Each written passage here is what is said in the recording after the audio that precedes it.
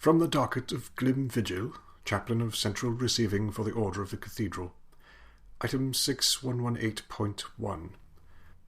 One funerary box, 2.4 meters by 1.1 meters, composed primarily of a lead alloy, inlaid with gold patterns which seem to resemble circuitry. The whole box shows signs of having been submerged in salt water for some period of time, giving it a lovely greenish patina. There are no markings to identify its contents. Let's hold this aside until we've dealt with the rest of the lot, shall we? Item 6118.2. One carcass of an Iderian technoporpoise.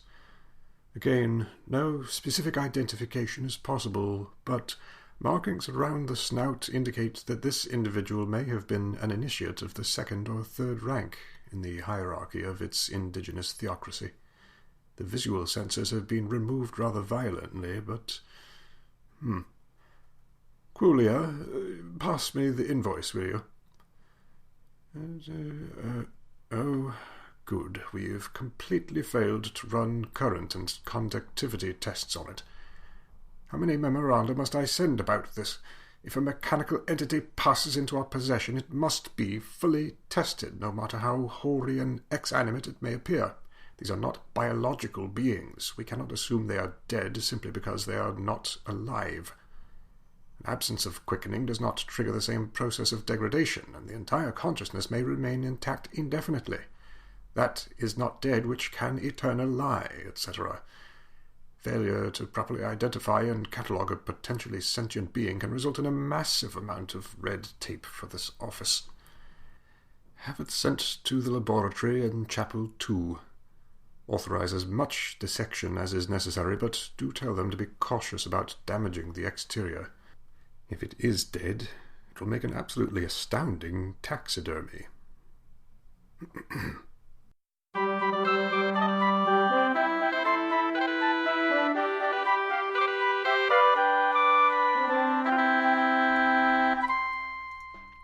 Welcome to The Chimera, a role-playing adventure podcast. This week we are returning to the universe of the Old Bones, a superpowered sci-fi campaign built with a pre-release version of Onyx Path's Story Path system. I am Vin LeBate, and I will be playing Sidra, a living financial instrument, and joining me this week are... I'm Braden Lamb. I'm playing Dang, an energy-eating space rhino bodyguard. I'm Kacey Smith, playing Molly Harrow, a human technophile and gadgeteer, and the captain of the ship Chimera. I'm Kelly Weissman Aspruth Jackson. I portray Theron Melanthios, a 7-foot-tall heretical catman. I am Jeffrey Bard, and I play Releth, a galactic lawyer from the wrong side of the Akashic Bleed, and pilot of a mech that goes by the name of Moonin. As well as our GM, Josh Hall-Bachner, who I believe is all out of Wales for the time being. Go ahead, Josh. Okay, so when we last left our intrepid crew, they had entered into the innards of this strange mechanical structure within, buried under the ice of the planet of Malice. And Poros had just reasserted himself to a slightly greater degree than we have previously seen. Kelly, I just posted a couple pieces of information that have come to your mind and in the Slack channel to you, and hit me up if you have any clarifications on those. All right, I will read and let you know. So just, like we talked about before, you can kind of like do Emporos mode here, I guess, for any of the things that come up like this, and then I'll pop in if there's anything beyond what you're doing that I feel like needs to happen. Okay. So you guys had I believe just gotten some basic access to computer systems here. You've determined that there's a enormous structure that this kind of tunnel downwards that you're in connects to a far larger structure underneath. And we're looking for some what's the right term for the canoptic jars? Yeah, canoptic jars. Canoptic jar. Canoptic jars.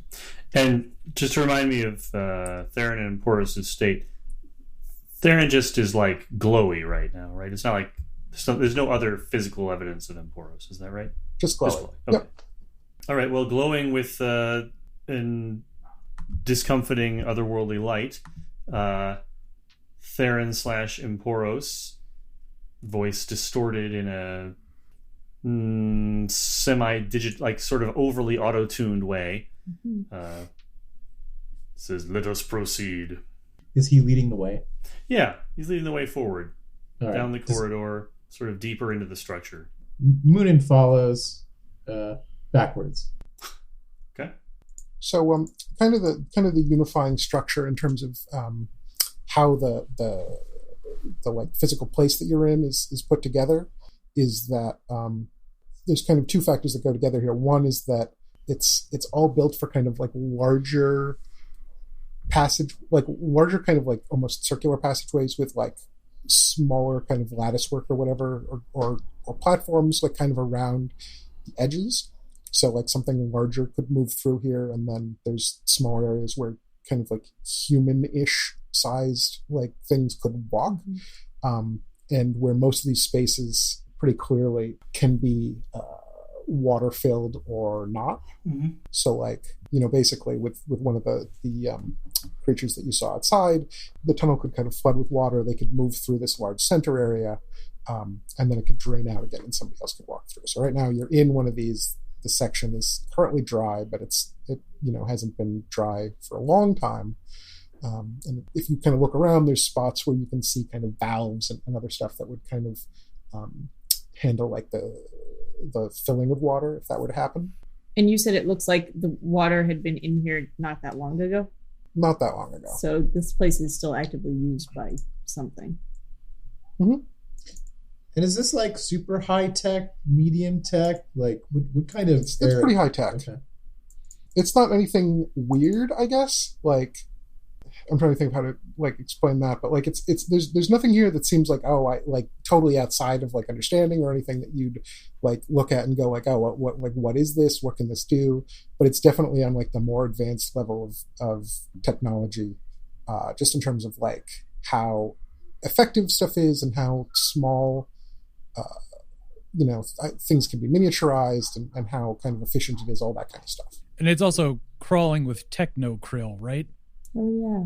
Something like that. Yeah, we haven't seen any native life forms that were biological on this whole You've planet. not seen right? anything biological on this planet at all. The whale had no biologic components. It was just all tech. All tech. So could Molly hack into something here to see like when's the last time this corridor was filled with water? And how long ago? Yeah, can you roll? 7 successes plus 1 for having a electronics specialty. So 8 total. Okay, doke. And so you're trying to find out about this this corridor in particular? I mean, I guess specifically here, since we're here, and it seems like the easiest information to find, but just in general, like how active this space is, and if she can find out like what has come through here most recently. Okay. Yeah. Kind of poking around at it a little bit. It's clear that it's not anything that you'd consider like hyperactive. It seems like it's probably been hours or going on a day since this particular corridor has been used. It seems like it's not that frequent before that, so it's not like heavily trafficked. It's not something that you'd like expect to see turn on and off all the time while you're here. But enough that like there's clearly multiple times that it's been used even in the last like month or so. Like I'm trying to think of the best like example here, but it's like imagine if you had like like a port or an airport or something where like there was it was still in use, but it wasn't active. It wasn't like a major, hub. This is like the Rhinebeck airport or something. Like, people definitely have reasons to go there, but it's not the most common.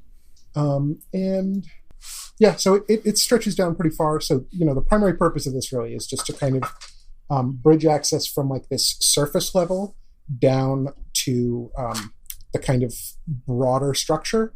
which is, like I think I said like it was like a half mile or something total under the surface. You can see that there's a place basically where that intersects with a broader network. And, from there, it breaks out into the larger structure. And just given the level of success that you had there, you pretty clearly have to, when you look at it, the section that you're in does seem like structurally a little different from the place where it joins on. So like, again, like kind of analogizing to, human earth transportation here, like you ever have one of those sections where there's like an on-ramp that's like really visibly been built like later than the original road that it's branching off from? Sure. Yeah, that's what you're looking at. So we're on the on-ramp. This is an on-ramp, yes. And is there anything to say like what's passed through here most recently when these structures have been in use? Oh, it would have been one of the Just one of the creatures like the whales. whales that you saw. Yeah. Okay. Is there any kind of like ambient network, either like as part of the facility or between the various technokrills? The technokrill have kind of, they're one of those things where it's like there's kind of a swarm or a school type thing with them, but like it's localized, right? And there's nothing intelligent really going on there. It's localized, like very low scale, like electromagnetic kind of networking between them that basically just allows them to kind of go around. Like it seems like it's kind of I wouldn't say like natural adaptation, but like it's specific to them, right? It's kind of like ambient. It's their communication to the low level, mechanical life forms that are here. In terms of larger network, there's nothing. There seems to be like some, like, again, this is all kind of analogies, but like there isn't something like Wi-Fi, right? There isn't kind of an active network that's kind of broadcasting everywhere and can be communicated with two ways. There's network access into the system from physical points within. And then there's something that you'd probably analogize to like, IR receptors, right? Like something can send a signal that causes certain kind of like something can have a remote control or something. Something can send certain pre-built signals to cause things to happen. But there isn't like that back and forth of like technological, of like, network information that might exist otherwise. Okay. I am going to attempt to install the MoteNet into the krill. What does that mean? In this case, the krill are going to start buying and selling things. Kind of, yeah. I'm just sort of like, because the code is built to be sort of viral in that it installs its like basic backends into things. I'm just sort of going to introduce it to them and start out just by seeing what happens. Kind of just to lay down a structure that I could theoretically use to either communicate or monitor them with. So introducing capitalism just to see what happens. Yeah. And it might be useful, but it might also just be interesting. Okay, so like what's the like end goal of this like installation essentially? I think probably the goals are just set it in and see what happens, with the potential outcomes of, possibly nothing, or possibly having sort of dispersed eyes throughout the facility. Okay, give me a roll of some kind. All right. It's probably like a technology roll. I'm not super good at that. Right? Reason technology. There's not anything I could use to use that better. I don't think I could really count this as actual finance work. Not really. All right. Let's see how it goes. Oh, 3. Okay. So here's I guess basically how I see this playing out, right? There's a bunch of these individually, and they're kind of networked together. There isn't generally anything particularly distinguishing them. What you can do basically is like, I think physically pick one up and then like attach like kind of I'm assuming that there's like some kind of like in addition to like the standard moat coins, I'm assuming there's some kind of like very small item that can be used to like have a physical instance of like the digitized money, but that isn't like, you know, kind of the way that like you have like $10,000 bills that don't really mean anything, but they kind of do. Like I can imagine something where you have like a little cube and there's like 70,000 of these in here because they're all really tiny, right? Yeah, like you can definitely install this stuff on sort of the galactic equivalent of a USB stick. Yeah, so I'm imagining like one of these little like micro moats, and you basically can like kind of physically attach it to this one in such a way so that now you've basically like made that one a collector's item, right? Like it's now has a monetary value of greater than 0, but it's otherwise basically dispersed within this network. So you know you can now, I guess, basically kind of get like the vibes off of it and like the other ones that are close enough for it to be kind of connected to. Cool. And you can probably kind of like nudge it in a direction if you particularly want it to go somewhere. I don't at the moment, so I'm just gonna, like, that whole process is just as we're walking, she sort of just picks one up and looks at it while Molly's like attempting to actually access real useful systems and like configures it and then puts it back down and is just going to be monitoring it as we go. Did you just make a krill moat? Yeah. I want to see what they do. A money shrimp? Seems fishy.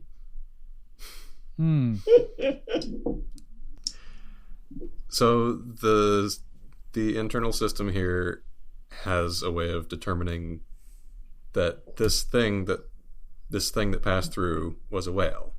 I'm wondering what other designations this system has classifications for. Yeah, so based on like what Molly did, you can kind of get like the categorization is not really super fine pointed here. It mostly comes down to terrestrial versus aquatic. Is that the right word? Mm-hmm. You know, like there's kind of modes of transit through this pipeline, and that's kind of it'll count like bodies and, you know, mode of transport that's active. Do the krill have memories of the things that pass through here? No, or are they more like goldfish? They're like gold. They're bugs. I mean, they don't remember anything. Okay, let's head to the place. Okay.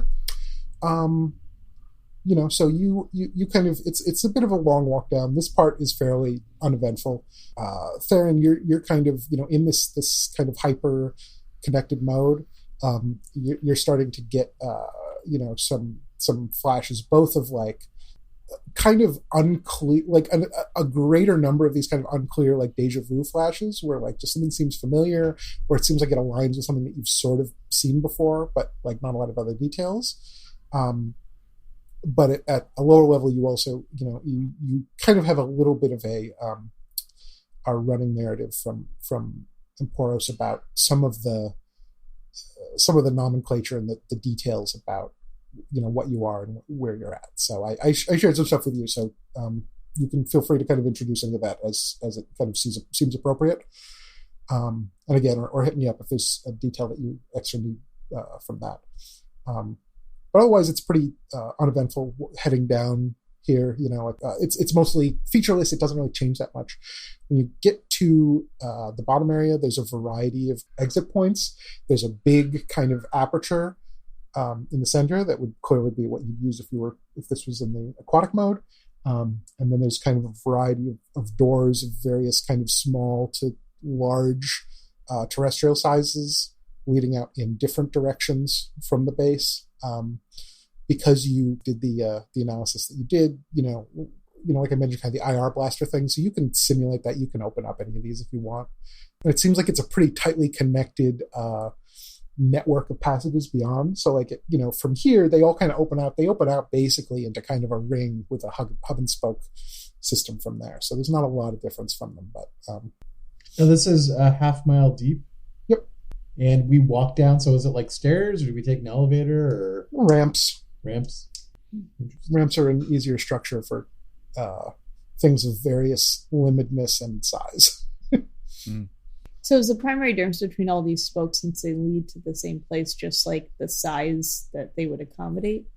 That's from the doors. That's the biggest difference right now. But basically, what you're kind of looking at is there's different doors. Some of them are different sizes. They might let people out into areas that are easier to pass for various physical arrangements, and they kind of connect into a big ring that goes around where this is, and then from there that spokes out. So like it could also just be like if you're trying to go east, you'd go to the eastmost door and pass out that way. Okay. And then the general pattern from there is it spreads out. The structure that you're in is extremely large, but also like vaguely spherical. And you kind of have different radiating lines out from different sources that then intersect. So like if you imagine a globe and then kind of certain specific spots on it, like in some kind of geometric distribution over it, and then you imagine, at least in the local area, kind of radiating lines from each direction from that. So Theron, which way should we go? Theron/Emporos sort of looks around intently and says, "This is the point where the structure joins with the larger network that is Loranme." That is what now? Slightly, in a way, so the response to Molly's question is very different from the way that Theron would respond to it. There's like a moment of distaste, like displeasure at being interrupted.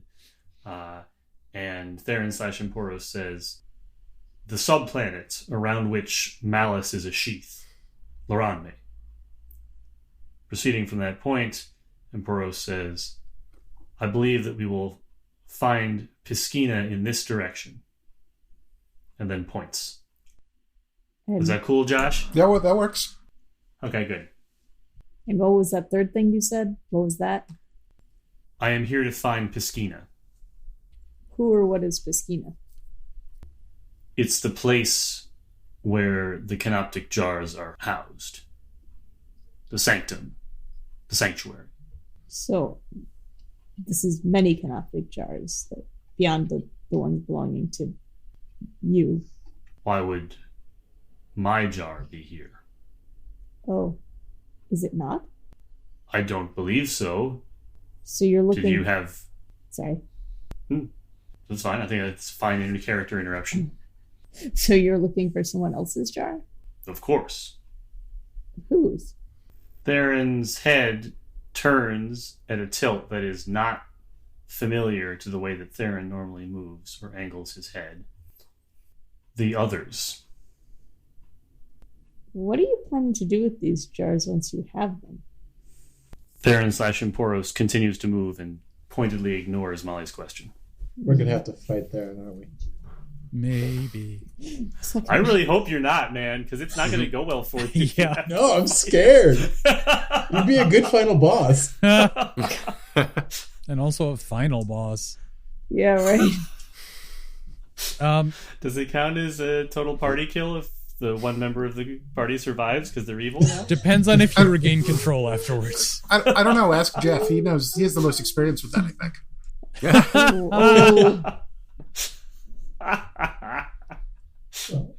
Rugged. This isn't even his final form.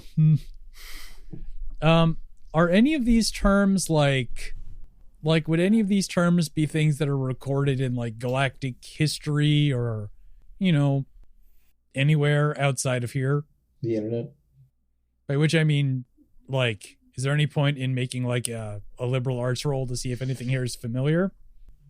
Yeah, none of this is really like stuff that it doesn't trigger anything that would like check out with anything that you've run into before. Like it seems pretty clear that there's like an aspect or a period of galactic history that kind of involves these super old mechanical creatures that like isn't necessarily registered, like recorded.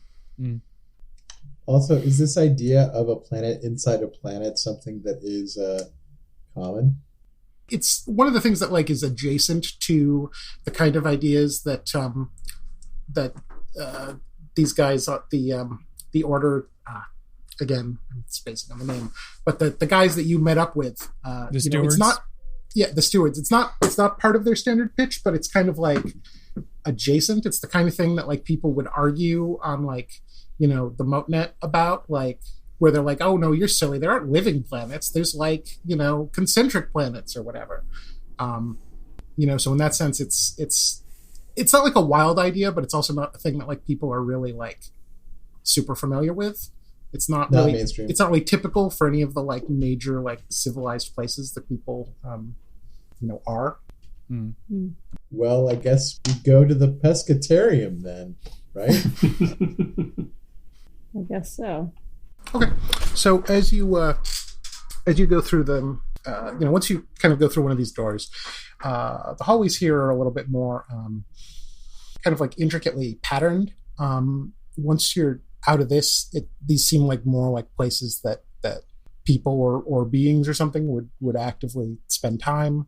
The general pass here is kind of you kind of almost have like it's now less like a tunnel with like a ramp and more like, I guess, if almost like a sewer or something, like kind of like there's a rounded space with kind of like pathways on the sides. So again, something you can that could kind of like be filled with water, and then you can kind of walk beside it. And there are various kind of geometric designs, generally kind of glowing in various colors, things that seem like they could be almost like street signs. In places there are doorways and passageways that kind of lead into areas inside. It seems like this space is kind of built for a larger population probably than it has currently, because a lot of these are like doors to rooms that seem to be empty, that don't seem to have been accessed in a long time. A few of them are kind of open, and there's just kind of chambers with various kinds of like detritus and other stuff inside. And in terms of the place that you're actually looking to go, there's kind of a series of kind of bends and twists that you have to kind of take to move towards that. So you're kind of going in for a little bit. And as you're drawing close to where this is, Theron, you start to hear some sounds. I think you would have far and away the most attentive hearing here, right? Mm-hmm. So yeah, I think that's fair. You hear some sounds, muffled, not 100% obvious what they are, but clearly kind of the destructive variety. Crashes and zaps and whatnot. Sounds of conflict. This way. This is the way we want to go then? I didn't catch that, Josh. Is it specifically the way we are going, or specifically not the way we are going? Specifically the way you are going. Okay. It's in our way anyways. All right. Instead of walking backward, Moonin is going to start walking forward. And maybe gain a few inches of height. Just floating off the ground. I mean, we could just wait until it's over, right? I mean, depending on what they're doing, they might have a whole planet to work through. So we might be waiting a while. Is there any chance I can coax a krill to move on up ahead of us and see what's going on? Yeah, assuming that you've been kind of, baiting them along as you go, like you should be able to kind of do something like that. So, the hallways that you're coming through eventually open up first into a series of kind of like bigger kind of like main drag almost, kind of hallways and paths. And then from there into kind of a large, I don't want to say open air area, but like, a large like chamber basically. So, there's a door that kind of opens up.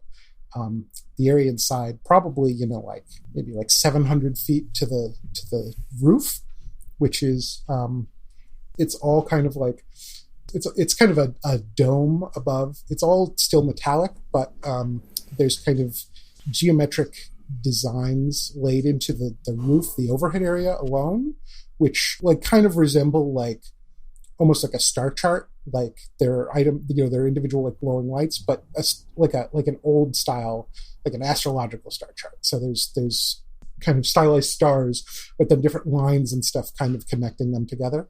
The ground area here has a variety of these kind of channels, wider than the ones you've seen in the hallways, and they're already filled with this like black water, dark enough that you can't really see in through any of it.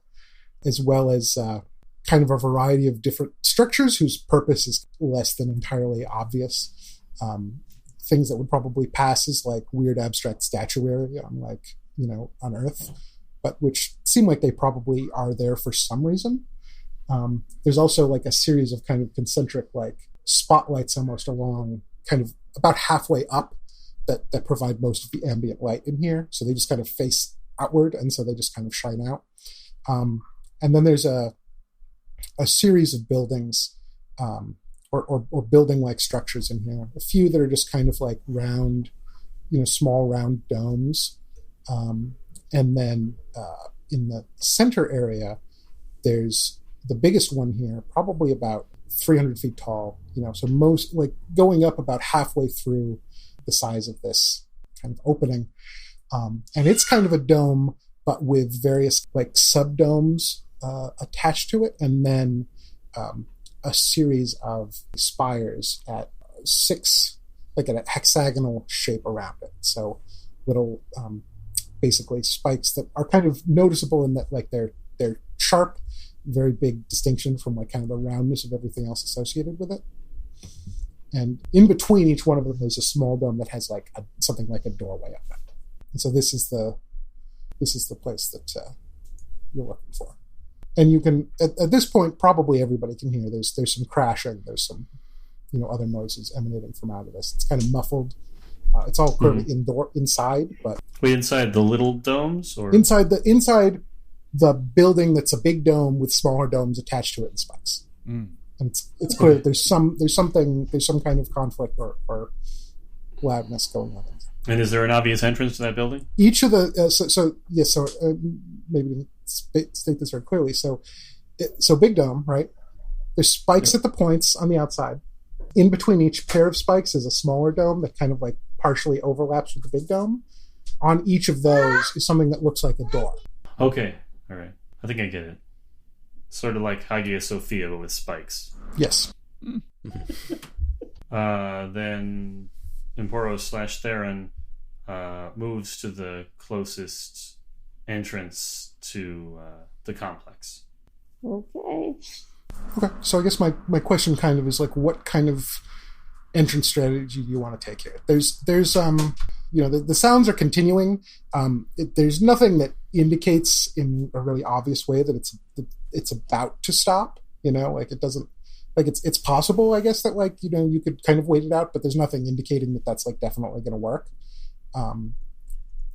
Once you get inside, it should be pretty easy to relatively quickly get some like tactical awareness of where the sounds are coming from. But if you want to do anything like that from outside, then we'll probably need like a roll. Okay. And then otherwise, like the question is basically just how do you guys want to move in here? So as I said, Theron/Emporos has been moving towards the entrance with clear intent to just enter the structure. Okay. Is anybody going to try to... I try to stop him, including just like saying something. That's my question. We'll probably just do that if left uninfluenced, but I'm not... Yeah, I think Dang is going to try to stop him or slow him up and say, so Theron, I think we want to take a stealth approach to this first.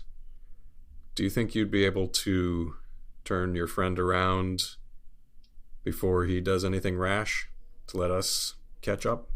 So the look from Theron's face is withering at the idea that you can address him and not also address Emporos, right? Like Emporos is like, what are you trying? Why are you talking to me? Like, why are you talking to me like I'm not here?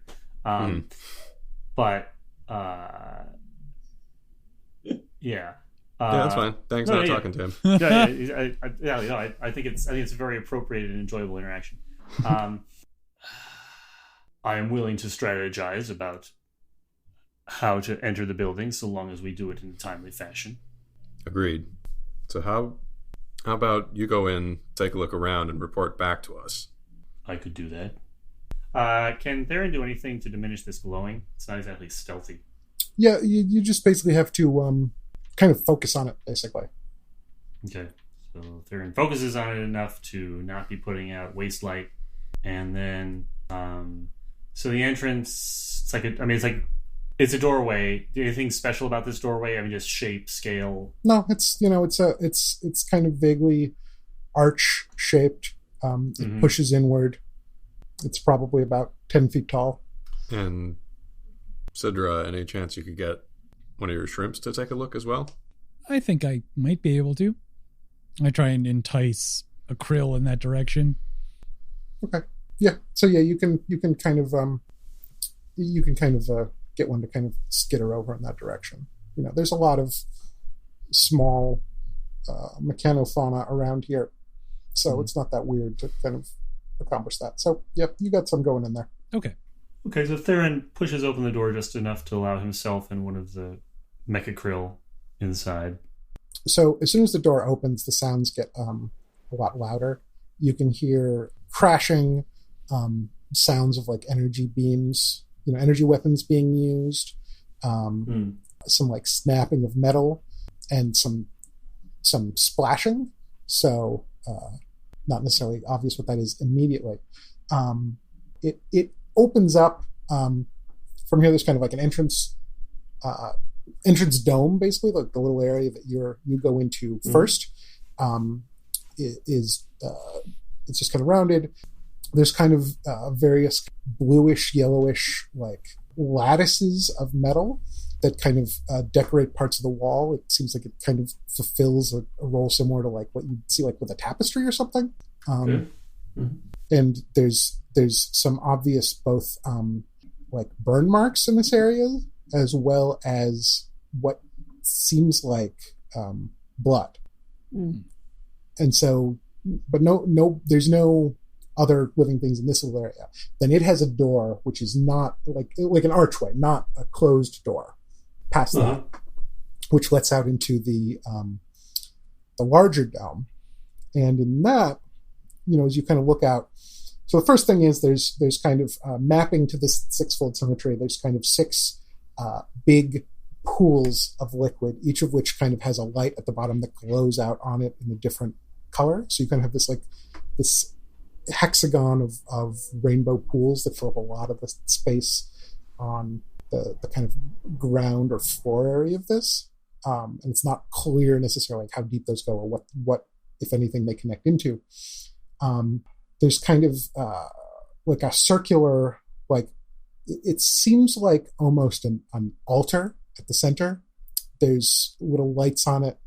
Again, kind of like filling the role of candles, but not actually physically candles. All around the outer section, there's more kind of like larger versions of these sort of tapestries, like metallic tapestries and other kind of like decor. And then there's also something kind of like not a trellis. I'm trying to think of what I mean here, but like one of those structures that you see sometimes at like where there's like wooden beams that rise up and then kind of join together into like an arbor. Yeah, sort of. Yeah, like so. Basically, the idea is like there's beams that rise from the ground, vertically. And then they're joined together by a network of beams horizontally that kind of join together, in this case, in kind of triangular shapes, right? So that they can kind of spiral out to being hexagons if you put 6 of them together.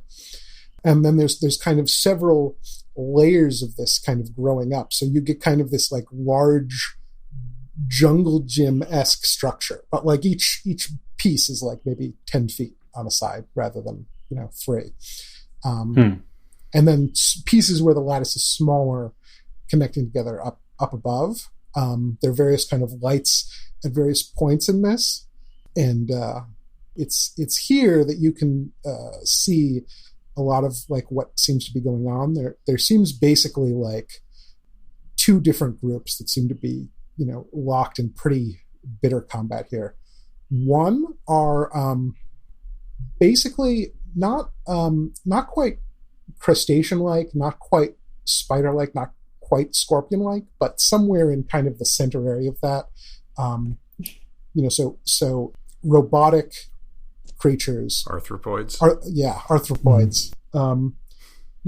Not the same shape as Emporos, obviously. Smaller, but certainly not like miles away. Kind of like maybe like a human versus a lemur kind of situation, if we're going to analogize how close we're talking here. Potentially handheld size? No. Well, Emporos is like significant, is significant. Emporos at his true size is well beyond the scale of a normal person. Right. Mm-hmm.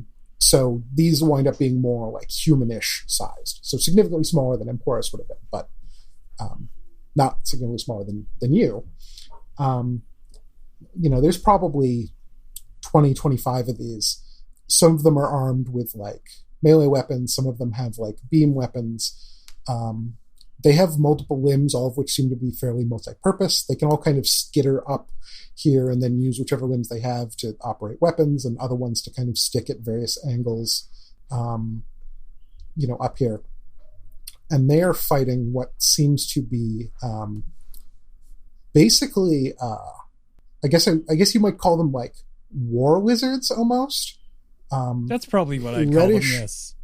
Yeah, reddish orange, truly quadrupedal, kind of, flared necks, big teeth, very quick moving, long tails, vicious claws, but they also appear to be able to breathe fire. And have some level of kind of disguise ability as well. So it's like if you were kind of going to take all of the different qualities that like, different like earth lizards have that are beneficial, the speed and like a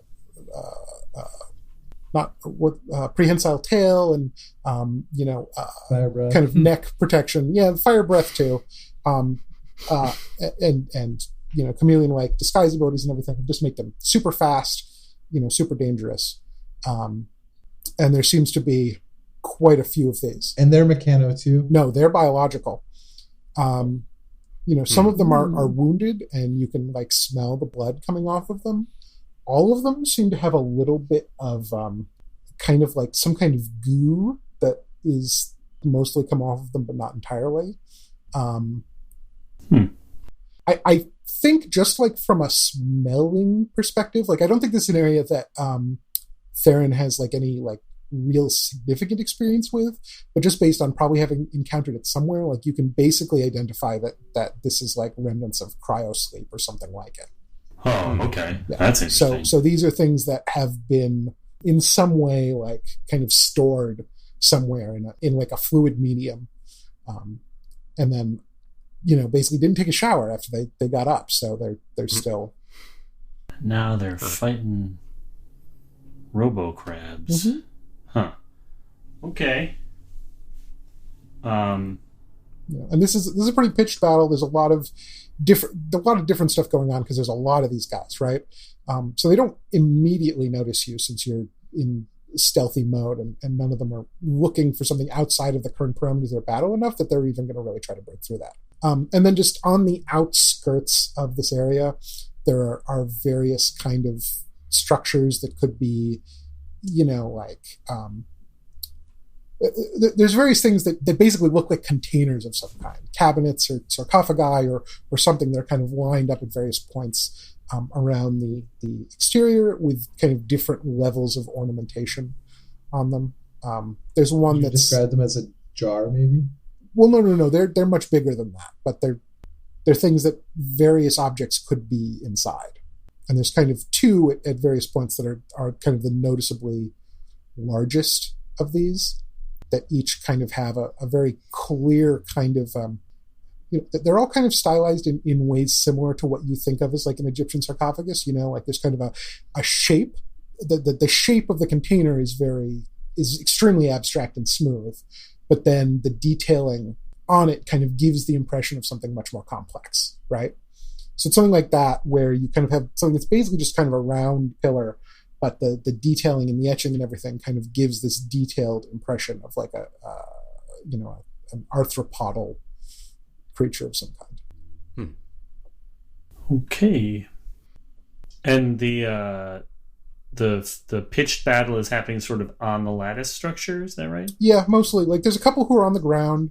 But like it's a vertically oriented battle. Both of the forces that are here are very well enabled to utilize verticality, and especially anything like this where there's a lot of options to move around in different directions.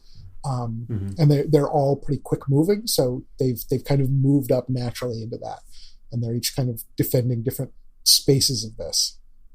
Okay, and just from the initial impression, is there any sense of like one side is trying to go in this direction, one side is trying to go in that direction? Like any sort of, sometimes in a conflict the conflict might have resulted because you're trying to get from point A to point B and someone else is in your way, right? Or vice versa. You're trying to defend this thing against somebody else. Or is it just like these guys just want to kill each other? There's not. So I think basically the ordering on this is that as you look at it, the first thing that becomes clear to Theron is that it's clear that the lizards are like the interlopers here. This is pretty quickly supported by kind of the flashes that you get from Emporos, that you kind of get the sense that the mechanical ones are clearly like amongst the occupants of this space, right? That they are here as some kind of security or something like that. As you kind of like try to get the lay of the land, it's clear that like to a certain degree, like not 100%, but they've sort of split the space between them, and it seems like basically the lizards are probably trying to encroach on something here to get something like to get access to something here, and they're trying to fight through basically what the defense is here. But it's an open air kind of area, so like they have to be fairly aggro in order to like actually maintain any kind of defense on this. Like if they kind of fell back, they wouldn't have a lot of surface area, and it would be easy to kind of just pick them off from a distance. So they kind of have to spread out and try to like cut off the invading forces at a variety of different spots to have any real chance of success here. Okay. And in terms of these flashes from Emporos and that sort of guidance, it looks to me like I'm in a potential area that's what Emporos is looking for, but is there any further guidance about, like there's a bunch of different objects I could go check out, or does any one of them seem more important? Emporos definitely thinks that one of the two larger structures, the two larger kind of sarcophagus-esque things, one of those will have it. Emporos doesn't have any obvious way of telling the distinguishing between the two of them, so it's not obvious which of the two, but it seems like one of those. Basically, when you get down to the level of like actually looking at the object, Emporos should be able to distinguish it very clearly. But that's the level of guidance you basically have in terms of where it is in this structure. Okay, so wait. No, I'm sorry. I'm confused by the word structure now. So, okay, within the building, yep, you can pretty much narrow it down to you're probably looking for something that's in one of these two large containers, which are okay, spread out on kind of opposite halves almost of the space.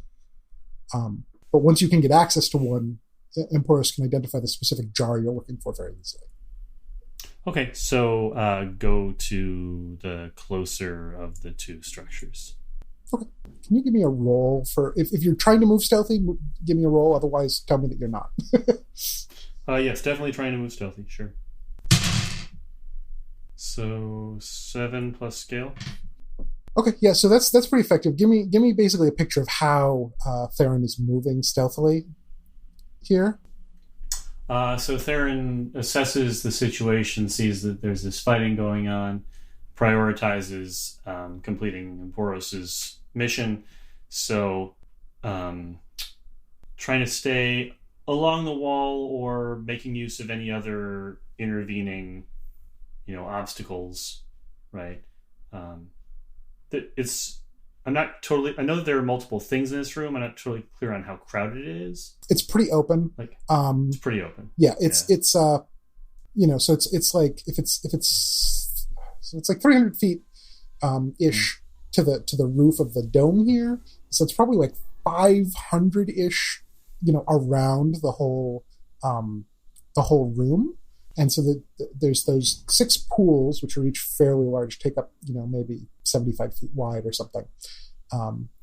And the spots for the lattice work, and then, maybe, every 50 feet or something, there's another object of some kind. So it's, imagine like a pretty full, like a park with like a lot of stuff in it or something like that. It definitely has more of a feeling of an outdoor-ish area. So basically moving along the wall where there's no other good option, and otherwise sprinting from cover to cover, a la American Gladiators. Yeah, that's exactly the right level of cover to imagine. That's correct. Theron's spots have shifted so that they're so that he's essentially walking through them relative to an arbitrary point up in the lattice work that will provide a minimum of motion for the various combatants, right? It's sort of like there's an area where fighting is going on, and from that perspective, it looks like his spots aren't moving. Okay. For the rest of you, certainly from your kind of like your little robo shrimps, you can get a general picture of this. It's not as detailed unless somebody's going to send something else in to kind of look around. But you can get kind of the broad impression of what's going on in here. So is anybody else going to do anything, or are you guys going to kind of wait and watch for Theron at the moment? I think just wait and watch. Yeah. Molly waits a minute or two and says he's not reporting back, is he? He seems to be up to something. I want a closer look at what he's up to. Hold on a second. I'm gonna try and grab another passing networked shrimp and then just hand it to Molly. Okay, so Molly kind of considers this shrimp that's probably flailing its little robotic legs and trying to get back down. And she's going to kind of just curl her hand around it, so a piece of her hand almost becomes like a shell for it, so it's sort of a snail shrimp now. And like little tendrils sort of jack into like probably where its like brain would meet up with its spinal cord, and she sets it down so it can go in and relay information to her, and it's probably going to try to catch up to either where Theron is or where Theron is going. Okay, yeah, with your kind of skills here, you can kind of get a pretty good picture of. You can kind of max out the ability to kind of get a read off of this, and direct it more directly. So you can do that. So you've got kind of an eye interior there. Okay, Theron. At this point, you get to you can start to pull up to the nearest container. It's unlike, like, as you get closer, you can see, unlike most of the stuff around here, this is actually built of like a dark, heavy stone. It's got metal kind of inlay that's actually doing some of the kind of the detail work that I described, but otherwise it's kind of a big cylindrical stone thing. Okay. It can be open, but it looks like it's shut pretty tight at the moment. But it has like a seam or something?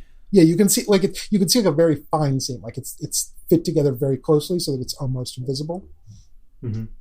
Okay, well, Theron will put his claws in the seam and pry it open, if possible. Okay. Give me what is it, like a might? It's not athletics anymore, right? No, it could be athletics. Oh yeah, you're right. No, I think so then, yeah. 5 plus scale. Okay. So it's a little challenging here. Like I said, it's very tightly fit together.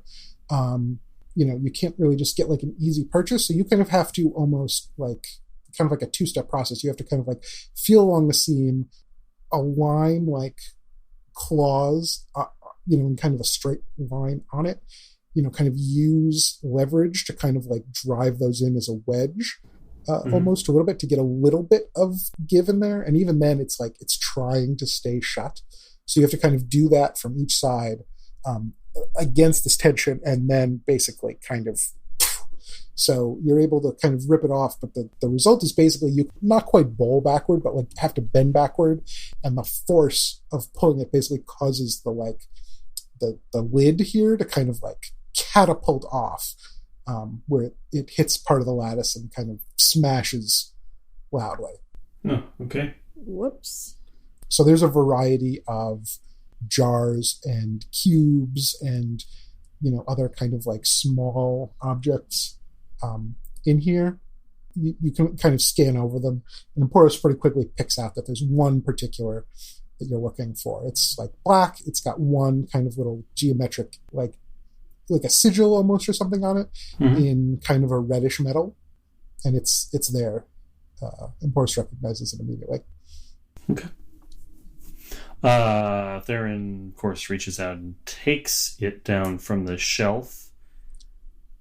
Is there any particular instruction to go along with this other than have this? Like, as you eat it. As you touch it, you get kind of a flash of a name, Areza, Areza, and you see 6 red eyes very briefly, and then it's gone. Once you've got it, Emporos is just like, "Yep, this is what we needed." Okay. The immediate instruction is basically just, "Let's get away with this." Okay. Then Theron turns around and, moving stealthily again, but just leaves. Okay. As you're heading out, since the opening process caused some noise, it's gotten some of the local attention, and 3 of the kind of war lizards that have kind of cleared out the area that they're in of any anything else obvious that's kind of posing an immediate threat to them drop down out of the lattice work and begin to menace you. Okay, so 3 of the war lizards drop down out of the lattice work between Theron and the door? Between Theron and the door. Okay. And those of you out there, you can see this as well, obviously. Okay. Dang's gonna sigh as much as he can, I guess, through his nostrils, and say, "All right, let's get in there and give him some cover." So Theron will just naturally, both given the situation and his particular capabilities, get kind of the first ability to react here. But then we can go into initiative if anybody else wants to take combat moves from there. All right. Well, there's 3 of them, just sort of like in an arc. Yep. Is there any other particular arrangement? Okay, in an arc. Cool. So Theron will draw his sword and take a running leap, sort of at, but more kind of over the middle one. He's going to try and vault the middle war lizard and also cleave its skull on the way over. Okay. 6 plus scale. Okay. So you're just basically trying to move past it in the process of doing violence to it. Correct. Okay. You're able to vault over it pretty easily. You strike down on it. You can feel some of the bone split under your blow, though it seems like it's tougher than you expected. It's kind of more reinforced. It's not immediately obvious if it's a lethal blow or not, but you're kind of attacking as you're moving past, so you, I assume, don't really stop to see. The other 2 that are there, one is gonna basically chuck a gout of fire at you. And this is basically it's almost kind of like spitting hot burning oil, it's got a gland somewhere that it sprays it out, and then there's something that actually lights it as it comes out, so that it's kind of like a flamethrower type thing. Right, conforming to the most common pseudo-biological explanations for how dragon's breath would work. Yep. If it was a thing. Yeah. So we have that at basically a 7 success. attack at you. What do you have for defense? Yes. What indeed? Defense 8. Okay. Yeah, so it spits this off, and there's kind of a flash for anybody who's watching where very briefly the shape of Emporos kind of like flashes in the air, and the fire kind of splits and breaks around that. The other one basically just pounces off of its back limbs and moves to like grapple one of your legs. So that's 6 successes. And what would your defense be without any scale effect there? Well, now that's raising a question about how is defense calculated, which I'm not totally sure about offhand. Does anyone remember? Not totally sure offhand. Did I put this on this sheet? No. Oh, meantime, real quick, the sardonyx, like under aim, what I'm planning on doing is doing covering fire. Mm-hmm. The first things are tricks, is that right? And then the following things like covering fire, those are specialties? Okay, defense is 1 plus your best resistance divided by 2, I believe. 1 plus your best resistance divided by 2. Mm-hmm. Rounded up or down? I think we ended up rounding up. Yeah, that's how my math works out. Yeah, that makes sense. Okay, so without the scale bonus, it's a 4. Okay. All right, so then you have a lizard clamped to one of your legs. Okay. It will attempt to leverage that to do something else on its next go around. So you're going to do covering fire, Dang? Yeah. I guess that's just a type of action that I can do with aim. Yep. It looks like. Yeah, so it's a vitality plus aim. Mm-hmm. So as soon as I get in there, are we going in now? If you're going in you go. I mean, Okay. you're going in. I don't know if anybody else is I'm following going in. you. I'm not. All right. Molly I is. am. Yep. Cidra's good out here. So I've got the specialty quantum bolt. That's the automatic success. I've got I listed a trick for suppressing fire, but I didn't write that down. So I guess we don't have what that actually means. So I'm just doing a regular covering fire.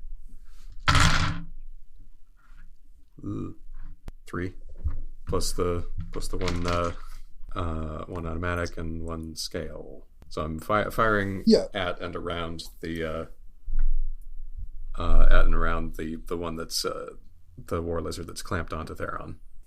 Okay, so you kind of you do that. The one that's attached kind of like pulls itself in closer to kind of try to avoid getting hit. The one that took a fire shot a minute ago, as well as maybe a couple of the others that are nearby and looking potentially to join, kind of pull back to avoid the fire. So you kind of clear that area out a little bit, and so Theron is really just dealing with the one that's on him now, and he moves fast enough that he pretty quickly, like, he basically can leave the immediate sphere of influence of these ones before they really get to do anything again, since you're kind of suppressing them.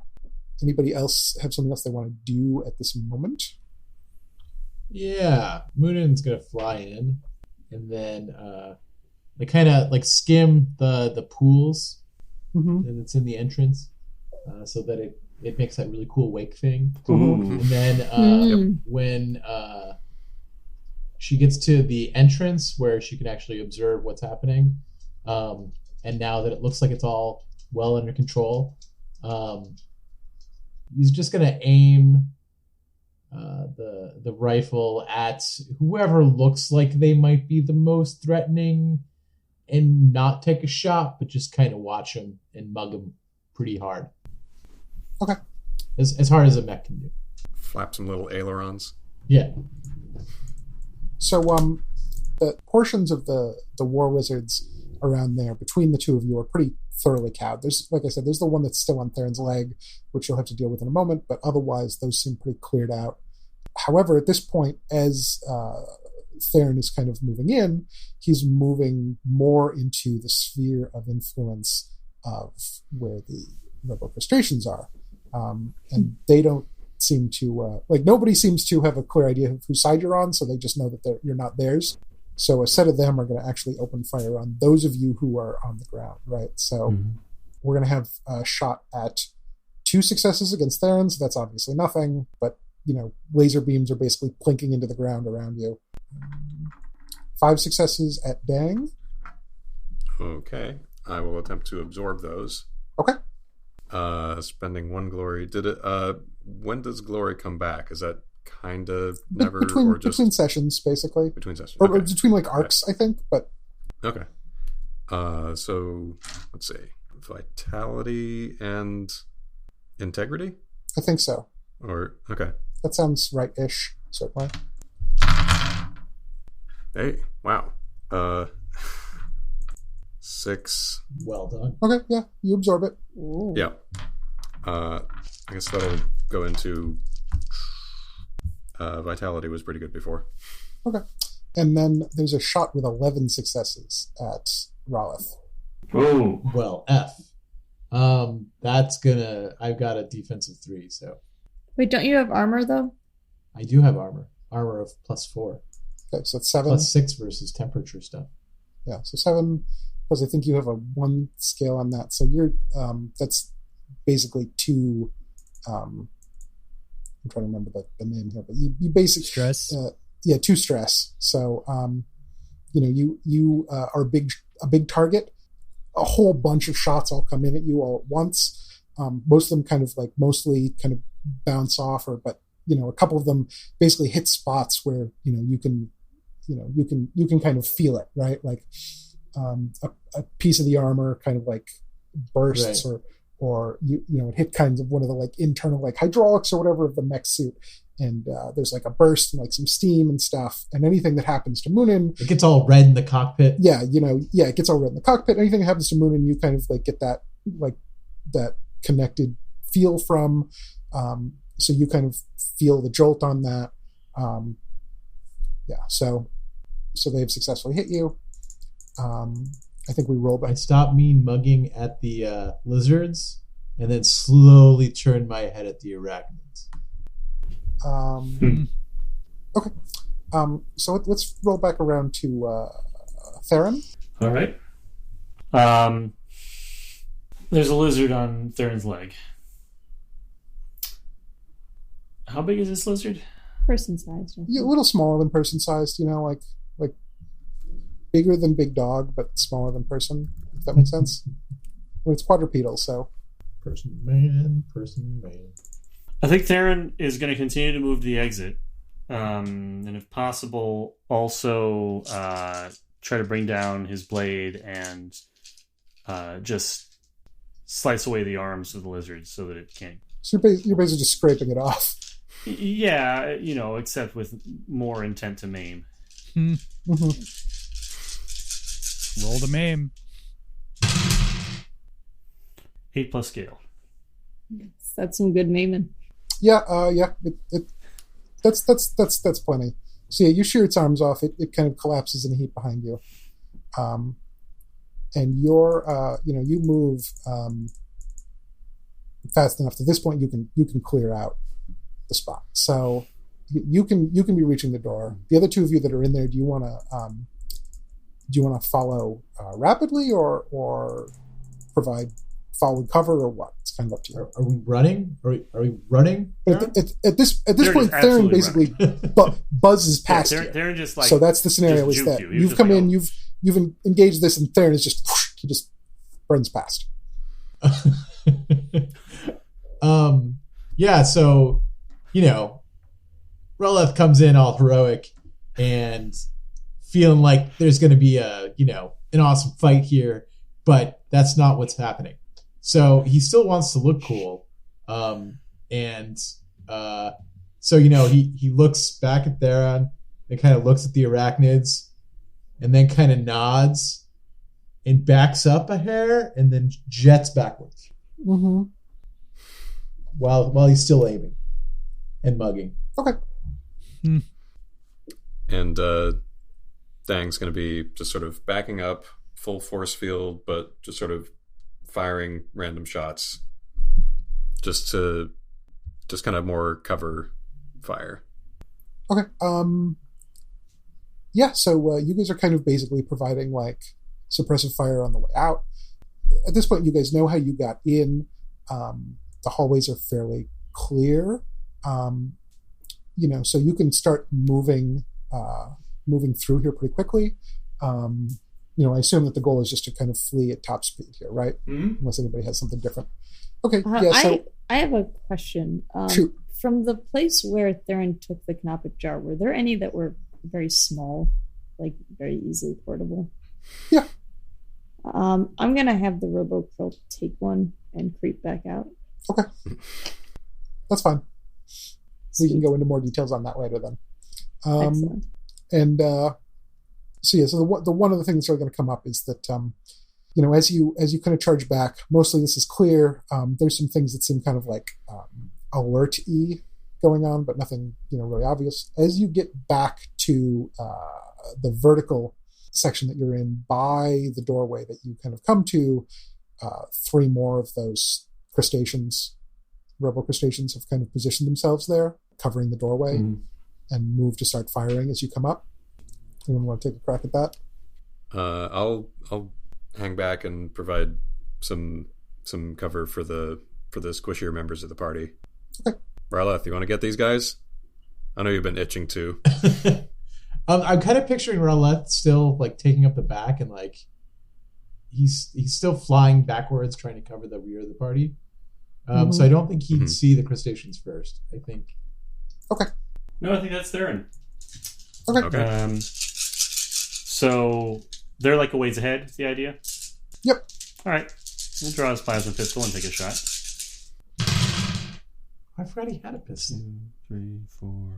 4 plus scale. Okay. Yeah, so you whip out the gun, take a shot, basically just explode the chest out from the one in the center of the 3, and it kind of crackles and falls over. So doorway's clear. At the speed that you guys are moving, you can pretty effectively like head through that. They're going to just kind of try to close in on you as you pass by. So if any of you want to take a shot at the other 2 as you're going out, now's your chance. Absolutely. Yep. Mm-hmm. Yep. All right, plasma rifle at the station. It's not Ryleth's day. He gets 1 success. Okay, you kind of clip its head. Doesn't do much. He does the thing where he points at his eyes, or Moonin points at his eyes, and points at the crustacean, just so he knows watching that was on purpose. Can I try to lay a beam sort of through the 2 of them? Like, yeah, go for it. Yeah. Okay. Not really. 4 successes plus specialty and scale. Yeah, no, that's 4 pretty, successes that's is still pretty very good, right? Yeah. You're Yeah. all Yeah. So you're all ruined by Kelly's roll. I just saw a whole lot of 1s in there. And I was Yeah, so Right. You don't judge yourself against Theron. That's not a fair... in any game, not just this one, in any game. Like someday I'll be in a game where Kelly does not have the most mechanically optimized character, but it is not That this is game. super not true. That is so unfair, man. That is like ridiculously not accurate. Okay, sorry. Let me rephrase that. The most mechanically optimized in order to deal like absolutely massive damage in specific contexts. Because that's what it is. It's not that you have the broken character. It's just that you have the character who can like issue extreme sanction, and that's pretty frequent. I feel like. I guess that might be fair. Yeah. Okay, so yeah, you kind of lay down an arcing blast. You kind of basically chop through them, so like a few limbs go off on each, and they kind of crash to the ground. You don't know if that like completely destroyed them, but like it certainly more or less sticking around to find out their movement. Yep. So you guys can kind of charge up here. It's a long way. I'm assuming that as usual, you guys kind of do one of your routines to kind of move faster here. Like I think historically, Dang and Theron each pick somebody up or something, like to kind of let you move more quickly, especially in a vertically oriented space like this. Moonin's got two hands. Whatever like that. Yep. Yeah. So you guys can move up pretty quickly here. Once it's open like this, and you can basically just use flight or like high speed jumping to move up. Like it's pretty much you're all set. So you can get up to the surface pretty easily and come back out where the broken ice and the slightly hovering chimera are waiting for you. All right. Probably a good time to leave. Did we get what we came for? I'm assuming. We did.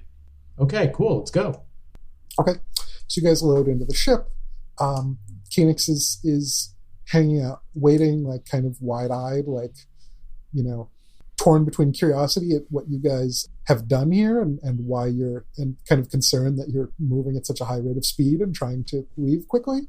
And that evens out to just not saying anything really. And just kind of looking at you like a little bit askance, but kind of stopping there. So you're able to get in. You take off. You're moving out into into the atmosphere and beyond. And I guess where we'll probably close off here is that as you've kind of climbed probably like 10,000 feet up from the ground or something, anybody kind of looking back down will notice this suddenly there's like a bit of a growing glow to something within, the surface is all like icy, and you can basically see like the effect that you'd get if something, inside, like if you had a light bulb inside an ice cube or something, where it starts out that it's just dark and looks normal, and then it kind of gets brighter, really bright to the point where it's like really actively light is kind of shining out, and this extends as far as you can see. So it's pretty large, and then all of a sudden there is a pulse, and basically like a wave of energy kind of like emerges from the surface of the planet and begins spreading out. At light or light-ish speed, the chimera is pretty heavily shielded, and the effect that you guys feel basically is kind of the Star Trek like type thing, like the ship shake shakes. The camera, yeah, so, right. camera shakes. Some of the mechanical pieces specifically kind of break up, or not break up, but like spark. Fritz and just kind of like lights go out and things start doing the like default mode beeping and everything, and what was I gonna say? Actual snakes start dangling down from above. but otherwise you guys seem fine. Those of you with a mechanical element, like it kind of feels like something kind of like an unpleasant ripple almost through your body, or like somebody kind of this weird, difficult to describe feeling that definitely is not pleasant, maybe like almost like a wave of nausea, but that passes pretty quickly. But then from there, anybody who's like looking out or watching the viewports or whatever can see that this wave continues to go past, and you see it grow out to the point where it rolls over the moon that you're returning to. And so I think we'll stop there.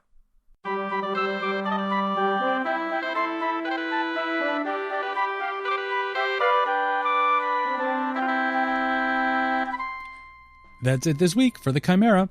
Our theme music is Hoof, Heart, and Hiss by Matt Weber. I think it's possible that I mixed up the order of those elements last week, but this is the proper order. And you can find a link to more of Matt's work in the show notes. You can also find us online at thechimera.space or on Twitter or Facebook at ChimeraPod.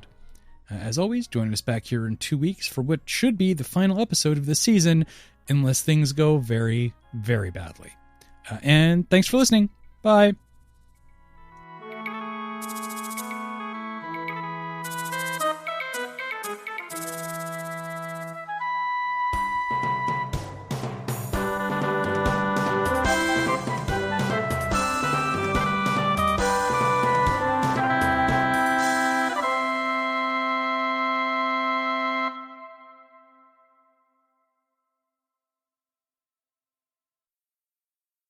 One sec, I have to locate a piggy.